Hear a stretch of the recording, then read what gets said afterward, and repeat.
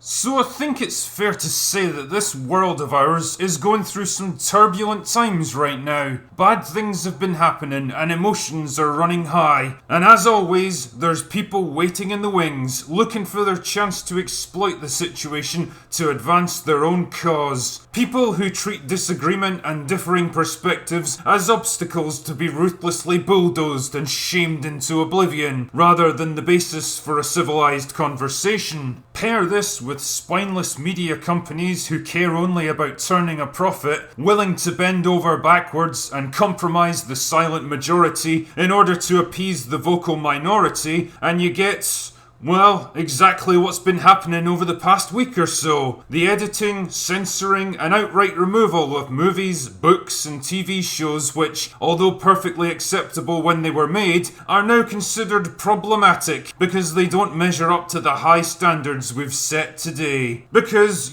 clearly a movie made 81 years ago, set during the Civil War, should absolutely conform to our present-day cultural norms. It just makes sense. A beloved TV show that uses controversial language in some of its jokes? Clearly that needs to go. A 3-second movie clip that shows a glimpse of a woman's bare arse? Yup, that's ripe for a high quality edit. Really, there's no limit to all the nips and tucks you can do, almost without anyone noticing. But here's the slight problem with all of this. Slowly but surely, it's diminishing who we are. See, every single piece of entertainment we consume, from the humblest amateur movie to the grandest blockbuster, is a unique and special piece of art. It may not appeal to all sensibilities or represent the pinnacle of its genre, but it's art all the same. It exists because it can, not because it must. It exists because we chose to make it so. People exercised their imagination, their creativity, and their ingenuity to turn a simple idea into a reality. And that is something to be treasured. See, art is what makes us who we are. From the first time we learned to use tools, we've been driven to express ideas that transcend the limitations of our existence. We've been compelled to create things that will outlast our short lives, to tell stories that enthrall and captivate people long after we've lived and died.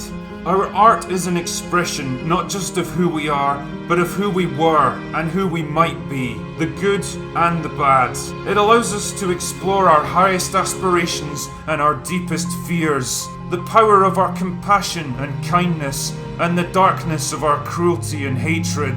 It can thrill us with stories of courage and determination, adventure and excitement, or vengeance and anger. It can impart wisdom and knowledge, stir our wonder and imagination, carry us to far-off worlds and different cultures. It can show us the strength of love and friendship, or the dangers of anger and conflict. It can give us daring heroes and terrifying villains. It can make us laugh, and it can make us cry. It can show us the best and the worst of humanity, or even challenge what it means to be human. It can do all of these things and be all of these things for one reason, and one reason only.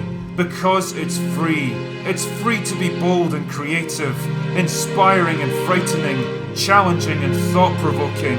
It can dare to be provocative and controversial, because all of those things are what make life worth living. But if we're not careful, it won't stay that way. Already we're seeing the insidious changes being made to the entertainment, the art that we consume. The blandness, the laziness, the pandering and the politics, slowly leeching the fun, ambition and individuality out of everything, all in a relentless crusade to avoid offending people. And it's not just the art that we produce now which is being compromised. These same voices are calling with increasing volume and decreasing patience to alter the things that have already been created. Instead of being preserved and respected, they're being altered and removed.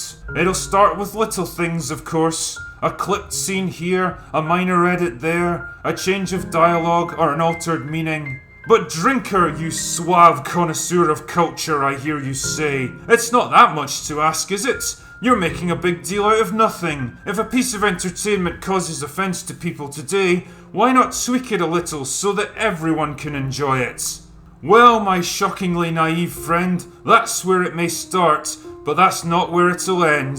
Slowly but surely, the changes will spread and grow. They'll get bigger and more severe, and you'll keep trying to appease them. The offended voices will grow louder and more strident, and still you'll try to appease them, until eventually they'll demand something that you won't give up. But by then, it'll be too late. They'll have been appeased too many times. They'll have grown too bold and too loud to be silenced. They'll have perfected the weaponry of social media shaming to target and destroy anyone who disagrees. And by that point, the companies who own the rights to our art, the keys to our entertainment, will be too afraid to do anything except capitulate. And what will be left when it's all over? A cold, sterile, censored, soulless world. A world where creativity, imagination, and free expression are forbidden so as not to risk offending someone. A world constrained by fear and shame instead of driven by curiosity and inspiration. But it doesn't have to be that way. Our art is who we are, who we were, who we could be. It's our aspirations, our fears, and our legacy. It's the best and worst facets of our nature, and every time we chip away at it, censor it, alter it, or remove it, we lose another little piece of ourselves. Our culture becomes depleted, not enriched. We become a little more timid and fearful instead of bolder and more confident. We learn to obey and conform instead of question and challenge. And we disrespect the work and the legacy of previous generations. For all their vices and virtues, their strengths and failings, their triumphs and failures, they too are a part of us. And they, like us, should never be compromised. With that in mind, I'm going to leave you with some words from a wiser and smarter man than I could ever hope to be. Words that, I think, should be a lesson to us all.